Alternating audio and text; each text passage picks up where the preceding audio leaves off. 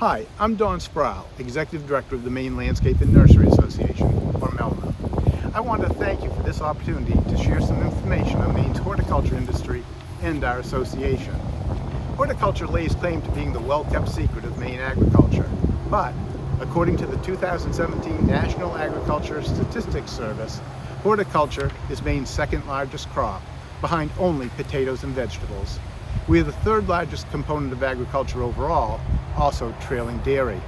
NASS reported that Maine horticulture sales have increased from 45.4% from $49.1 million in 2009 to $71.4 million in 2017.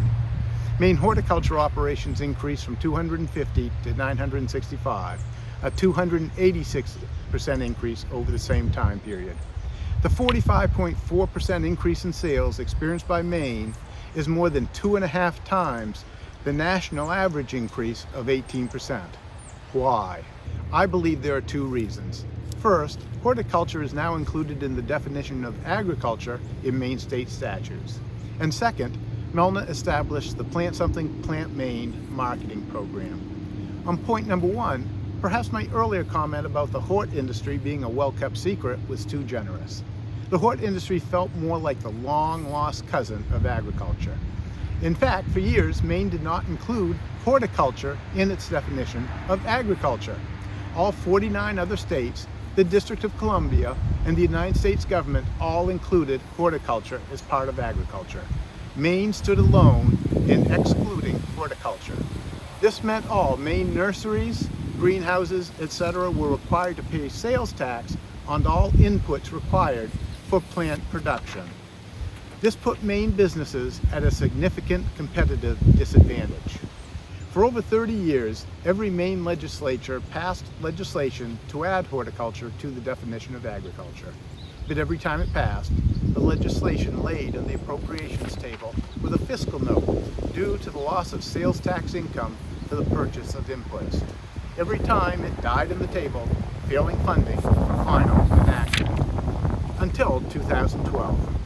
In 2012, after most of the budget was passed by the traditional 2/3 vote, the Hort as Ag legislation was once again left on the table, seemingly dead again due to its $135,000 fiscal note.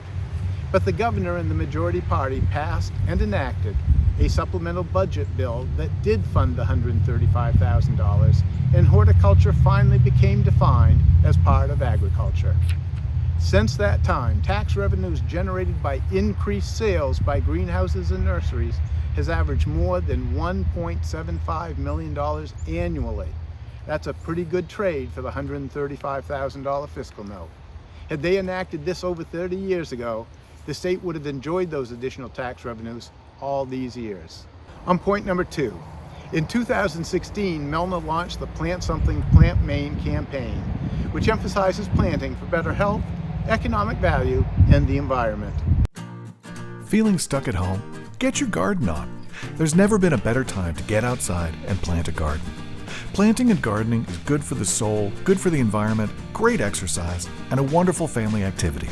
And your local independent garden centers are here to help. Visit plantsomethingmaine.org to find a garden center near you. Many offer online ordering, curbside pickup, and delivery. Get outside with the family. Plant something. Visit plantsomethingmaine.org. In the first year of the campaign, garden centers saw a 22.3% increase in sales and a job growth increase of 13.1%. Sales and jobs have since increased every single year. MELNA's mission is to promote the use of ornamental plants, products, and services. In addition to serving as a business resource to our members, we also seek to engage and educate the general public. Our signature event of public engagement is the Maine Flower Show, held annually, at least in non-pandemic years, each March in Portland. We monitor proposed legislation, ordinances, and regulations affecting the industry, and advocate for our horticulture businesses at local and state levels. There are numerous issues affecting us, but the greatest seems to be state and municipal initiatives to ban the use of synthetic fertilizers and pesticides. We realize Maine municipalities embrace local control. However, we oppose all attempts to enact full bans. We do so because that is not a scientific approach. Not all organics are safe. Not all synthetic pesticides are dangerous. In fact, there are about a dozen commonly used synthetic pesticides that have a lesser toxicity level than their organic counterparts. Staff from the Maine Department of Agriculture, Conservation and Forestry can speak to you on that subject. We further oppose municipal bans because this creates a mishmash of regulations that vary greatly from town to town. This makes it extremely difficult for professional landscapers to keep track of the differing regulations between communities. Also, municipal staff, citizen groups, and volunteer committee members do not have the knowledge, expertise, or professional credentials that staff at the Department of ACF, Board of Pesticide Control, or the Cooperative Extension possess.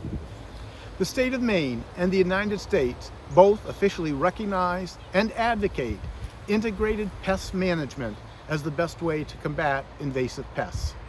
MELNA wholeheartedly concurs. This is a totally scientifically based approach.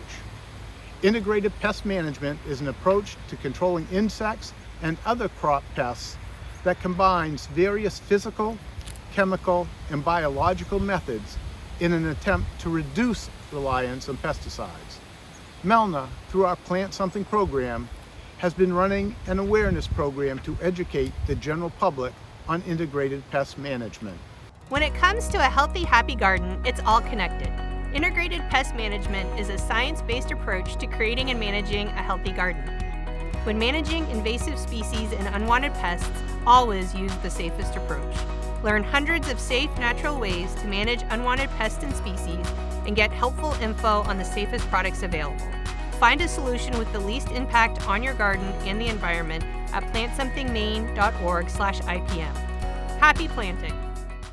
Again, thank you for this opportunity to share information about Maine's horticulture industry, Maine's little-known second largest crop. I appreciate the magnitude of your responsibilities and wish you much success.